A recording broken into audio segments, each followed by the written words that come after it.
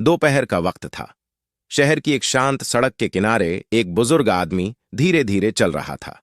हाथ में एक पुरानी थैली थी। उसमें दवाइयों की रसीदें, कुछ जरूरी कागज और एक तस्वीर अपने बेटे की, जिसे वह हर रोज देखता था। धूप तेज थी और सड़क पर बहुत हलचल नहीं थी। वह पैदल चल रहे थे, शायद अस्पताल की ओर। उनकी चाल थकी हुई थी, लेकिन आंखों में एक अजीब सी शांति थी। उम्र के असर से उनकी कमर झुक गई थी, लेकिन आत्मा अब भी सीधी थी। और तभी एक काले रंग की चमचमाती लग्जरी कार चीखते हुए ब्रिक्स से निकली और बिना रुके सीधा उस बुजुर्ग को टक्कर मारकर निकल गई। सारा दृश्य मानो एक पल में थम गया। बुजुर्ग जमीन पर गिर पड़े, खून बहता रहा। लोग चीखने लगे, लेकिन कार दूर निकल चुकी थी। किसी ने नंबर प्लेट नहीं देखा। कुछ लोग दौड़े, किसी ने 108 कॉल किया, किसी ने वीडियो बनाना शुरू कर दिया, पर कोई उन्हें नाम से नहीं जानता था। सबने मान लिया, कोई गरीब भिखारी होगा। कहां ध्यान देता है कोई इन पर। अस्पताल में एक अनकही चुप्पी। बुजुर्ग को एम्बुलेंस से शहर के एक बड़े निजी अस्पताल लाया गया।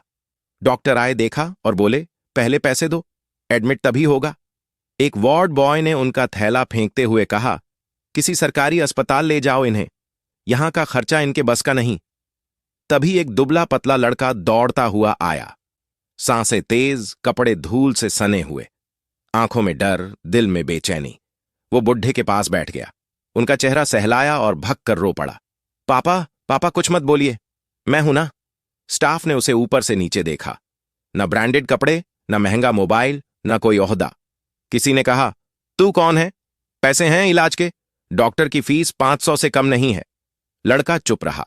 वो धीरे से उठा, बाहर गया और एक कॉल किया। बस एक छोटा सा कॉल। 15 मिनट के भीतर शहर का चेहरा बदल गया। पहले 2 पुलिस छिपे आई, फिर मीडिया वैनन, फिर एक ब्लैक एसयूवी जिसमें से उतरे शहर के डीसीपी और फिर कलेक्टर। सायरन की आवाजों से अस्पताल गूंजने लगा। पूरा स्टाफ चौंक गया। किसके लिए इतनी फोर्स? किसी ने फुसफुसाकर पूछा। तभी वह लड़का अंदर आया। अब उसकी आंखों में आंसू नहीं, सिर पाक था। डॉक्टर सैम गए। वहीं लड़का अब सीधे आईसीयू की ओर बढ़ा। डीसीपी ने पास आकर उसे सलाम किया और कहा, सर, हमने गाड़ी का सीसीटी निकाल लिया है, आरोपी पकड़ लिया गया है। बिजनेसमैन का बेटा है, लेकिन अब सलाखों के पीछे होगा। रहस्य खुला। स्टाफ को यकीन ही नहीं हुआ। ये लड़का डीसीपी ने सबको बताया। ये कोई आम लड़का नहीं, ये सेना का हाई रैंकिंग अफसर है, जिसने कई मिशन में देश को बचाया है। लेकिन ये कभी अपनी पहचान लेकर नहीं चलता। आज अपने पिता के साथ साधारण जीवन जी रहा था, और आपने इन्हें भिखारी समझ लिया। आखिरी सीन। आईसीयू के दरवाजे पर खामोशी। अंदर आईसीयू में बुजुर्ग की आंखें धीरे धीरे खुलती हैं। बेटे का चेहरा दिखता है। बेटा पास आता है और कान में फुसफुसाता है, सब भूल गए। आप कौन है पापा? लेकिन मैंने नहीं भुलाया। बुजुर्ग की आंखों से एक आंसू गिरता है और पूरे अस्पताल में एक सन्नाटा छा जाता है। अस्पताल की लंबी गलियों में अब अफरा तफरी थी। नर्सें अचानक सतर्क हो गई थीं। डॉक्टरों ने कोट ठीक किए, और जिन लोगों ने उस बूढ़े व्यक्ति को अब भी कुछ घंटे पहले बेकार, भिखारी और परेशानी कहा था, वह अब आईसीयू के बाहर चुपचाप सर झुकाए खड़े थे। आईसीयू के दरवाजे पर एक बोर्ड लटक रहा था। Colonel retired Harishchandra Singh critical care staff को तब समझ आया कि जिनको उन्होंने सड़क का भिखारी समझा, वह एक योद्धा थे। देश के लिए सीना तान कर खड़े रहने वाला इंसान आज अस्पताल के फर्श पर अनजाने में पड़ा रहा। बेटा जो अब सिर्फ बेटा नहीं रहा, बाहर वही सादा सा लड़का जिसका नाम अब सब जान चुके थे। अजय सिंह सेना में विशेष यूनिट का अफसर, लेकिन उसकी आंखों में अभी भी एक ही चिंता थी। उसके पापा कलेक्टर ने हाथ जोड़कर कहा, सर, आपको पहले बताना चाहिए था। अजय ने नजरें नीची कर जवाब दिया, मुझे कभी बताने की जरूरत नहीं पड़ी साहब। मेरा पापा ही मेरी पहचान है, और उन्हें देखकर लोग समझ नहीं पाए। यह हमारी नहीं, समाज की गलती है। मीडिया का सवाल। अजय का जवाब। मीडिया अब लाइव टेलीकास्ट कर रहा था। रिपोर्टर ने पूछा, सर, जब आपने देखा कि आपके पिता को अस्पताल में ज्यादा नहीं दी जा रही, तब आपको गुस्सा नहीं आया? अजय ने हल्के से मुस्कुराते हुए जवाब दिया, गुस्सा नहीं आया। दुख हुआ इस बात का कि हम चेहरों से इंसान पहचानने लगे हैं और आत्मा को नजरअंदाज कर देते हैं। मैं जानता हूं, आज अगर मैं वर्दी में होता तो सबने झुककर सलाम किया होता, लेकिन मैं सिर्फ बेटा बनकर आया था और उसी रूप में यह सच देखना जरूरी था। टक्कर मारने वाला कौन था? डीसीपी ने मीडिया को जानकारी दी। सीसीटीवी में नंबर ट्रेस कर लिया गया था। गाड़ी एक बिल्डर के बेटे की थी, अर्जुन भाटिया। पहले तो उसने कहा कि वह गाड़ी चला ही नहीं रहा था, लेकिन जब हमने फुटेज दिखाया तो जुर्म कबूल किया।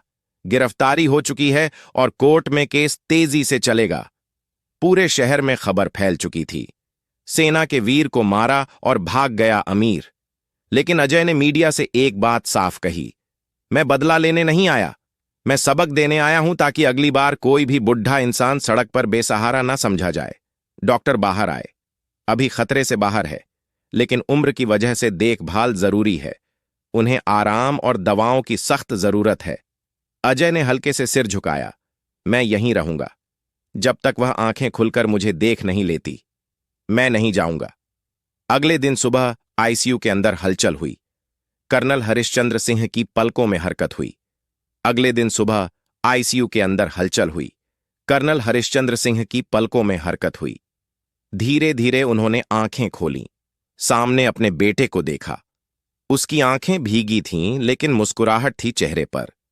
बेटे ने उनका हाथ पकड़ा और कहा, मैं आ गया पापा। आपने जो देश के लिए किया, अब मैं वह आपके लिए करूंगा। पिता की आंखों में चमक आ गई। शायद यादों में वह सारे दृश्य घूम गए जहां उन्होंने अपने बेटे को पहली बार स्कूल भेजा था, पहली बार सेना की वर्दी में देखा था, और आज उसी बेटे को आंखों में गौरव और नम्रता के साथ देखा। अस्पताल के बाहर अब मीडिया, पुलिस और नागरिकों की भीड़ थी, लेकिन अंदर एक बेटे ने एक पिता की उखड़ती सांसों को थाम रखा था। पिता की पहली फुसफुसाहट। अजय ने जब पिता का हाथ थामा तो कुछ मिनट बाद धीरे धीरे उनके होंठ हिले। बेटा तू आया? अजय की आंखों से आंसू गिर पड़े। उसने झुककर माथा चूमते हुए कहा, हां पापा, अब मैं कहीं नहीं जाऊंगा। कर्नल हरिश्चंद्र सिंह की कमजोर आवाज में एक ही सवाल था, उस लड़के का क्या हुआ जिसने भागते हुए मारा था? अजय ने हाथ जोड़कर जवाब दिया, इंसाफ हो चुका है पापा, उसे गिरफ्तार कर लिया गया है। अब आप बस आराम करें। बाहर का माहौल और सवालों का शोर। इस बीच मीडिया ने पुराने फौजी के घर के आसपास की कहानियां खंगाल ली थीं। किस तरह उन्होंने कारगिल में पोस्टिंग के दौरान 14 जवानों की जान बचाई थी, कैसे उन्होंने रिटायर होने के बाद हर साल शहीदों की विधवाओं को चुपचाप आर्थिक मदद भेजी थी, और फिर जिस घर में वह रहते थे वह भी उनका नहीं था, एक छोटे किराए का कमरा था जहां वह बेटे के साथ सादा जीवन जीते थे। भीड़ में एक महिला पत्रकार ने कहा, इतनी महानता और इतनी सादगी, यह कैसे मुमकिन है? एक वृद्ध पड़ोसी ने जवाब दिया, क्योंकि यह सच्चे देशभक्त हैं जो वर्दी उतारने के बाद भी इज्जत पहनकर जीते हैं। पुलिस स्टेशन में हलचल। अर्जुन भाटिया, जो कल तक सोचता था कि उसके पैसे और रसूख से सब सुलझ जाएगा, अब लॉकअप में था। उसका पिता एक बड़ा बिल्डर बार बार कॉल कर रहा था, लेकिन पुलिस विभाग का रवैया स्पष्ट था, यह केस आम नहीं है, यह उस इंसान का अपमान है जिसने देश की रक्षा की।